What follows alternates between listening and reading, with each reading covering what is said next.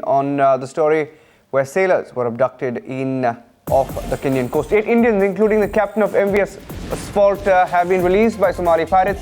Now, the pirates reached Kenya last evening and will return to India after a few days. Jugal on the phone line with us. Jugal, some relief for the sailors held captive. That's right, Niranjan. These 8 sailors, which include the captain of the MV Asphalt venture and 7 of his sailors, were released on the 15th of April. These men have now reached the Mombasa port of Kenya City. And at this point in time, we are given to understand that they have disembarked from the ship. They reached there last evening.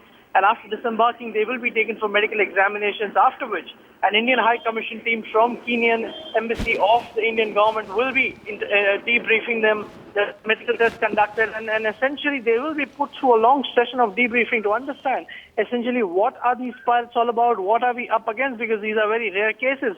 Mind you, there are more than 50 odd Indians who are still there in the custody of the Somali pirates. So these 8 people making it out, but at this point in time, very pertinent to note that 7 more from the same ship, which includes a few engineers, officers, and a few sailors, have still been kept back in the mainland of Somalia by the pirates.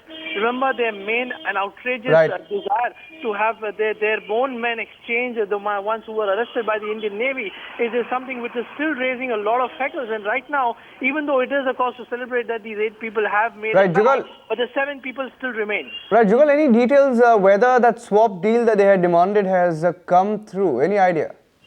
Well, Niranjan, at this point in time, the government is keeping its cards very close to its chest, and as such, technically speaking, the swap deal may look extremely difficult because at this point in time, all of those members who were arrested, the Somali pirates who were arrested, are being put through a judicial process. Some of them are in police custody, others are in judicial custody, so it will not be so easy for the government to even pick them up if it so desires.